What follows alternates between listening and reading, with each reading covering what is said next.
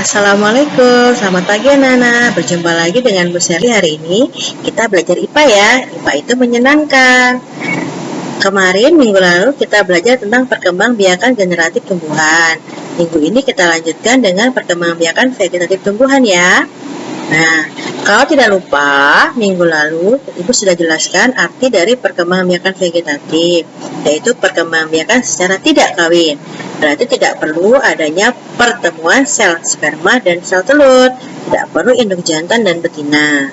Nah, untuk yang tumbuhan, vegetatifnya terbagi dua lagi, menjadi perkembangbiakan alami dan buatan.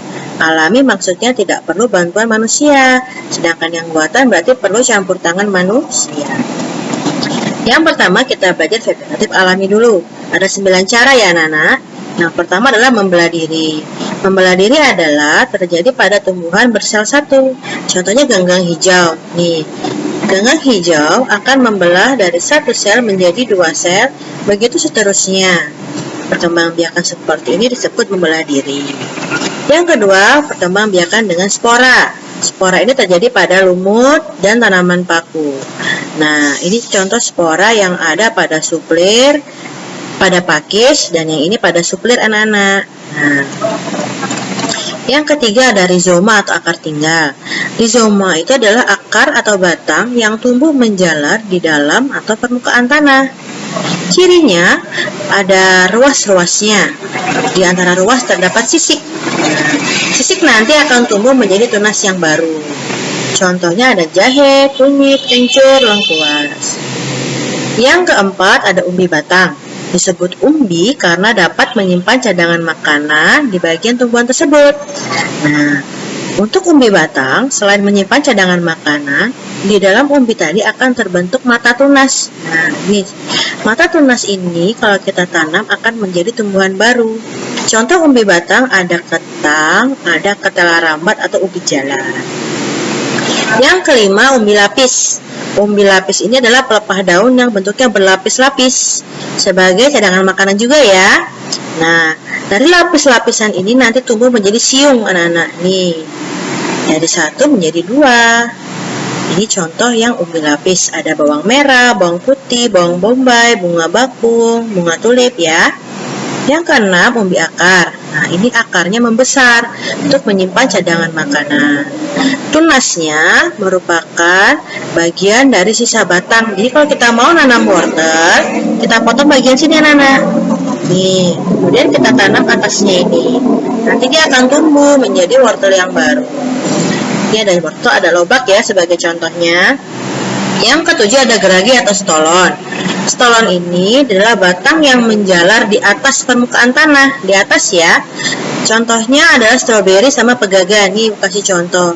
Nih, batang stroberi akan tumbuh menjalar. Kemudian dia akan tumbuh lagi menjadi stroberi baru. Tumbuh lagi menjalar lagi menjadi stroberi yang baru. Seperti ini namanya geragi atau stolon. Yang kedelapan ada tunas. Tunas itu adalah kuncup yang tumbuh pada ujung batang atau ketiak daun.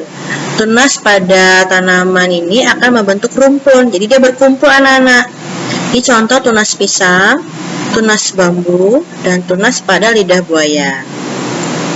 Yang kesembilan ada tunas adventif. Bedanya kalau tadi itu tumbuhnya di bagian bawah tanaman, kalau tunas adventif dia di tepi-tepi daun atau di cabang akarnya ya anak-anak.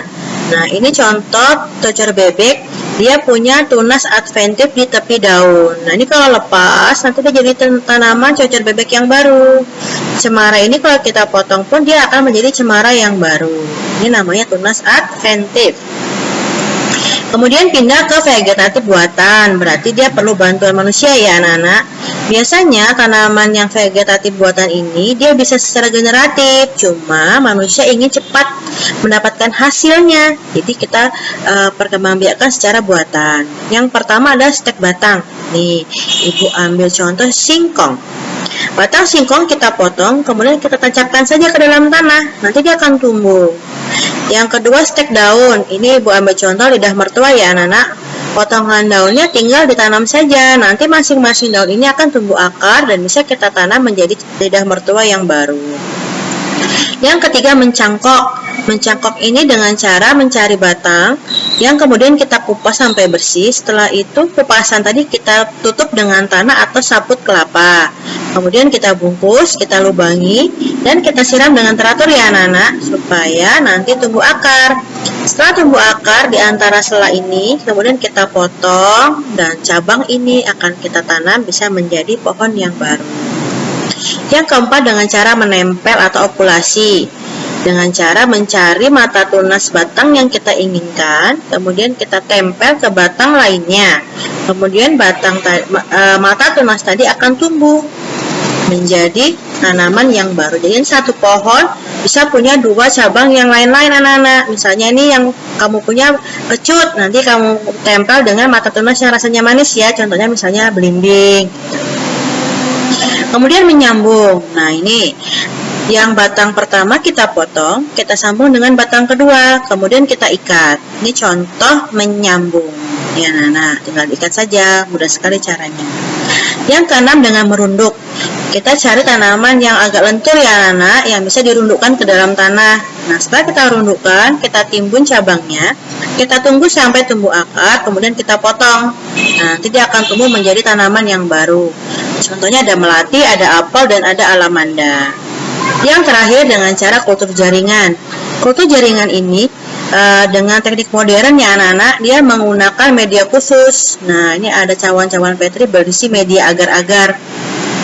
Nanti kita perlakukan secara di lab ya anak-anak. Ini agak rumit caranya.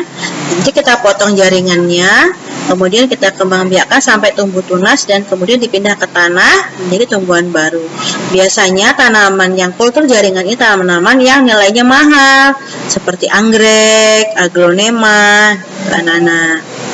Nah, keuntungan dan kerugian vegetatif buatan ini, yang pertama keuntungannya, hasilnya sama seperti induknya karena kita secara vegetatif. Kemudian bunganya atau buahnya lebih cepat ada hasilnya. Kemudian kerugiannya, ini akarnya tidak kuat karena bukan dari akar biji, tidak ada akar tunjangnya. Kemudian hasilnya sama seperti induknya, jadi kita nggak bisa dapat hasil yang variatif, yang lebih unggul kalau kita berkembang biak secara vegetatif buatan. Nah, hari ini selesai materi minggu ini. Minggu depan kita belajar apa ya?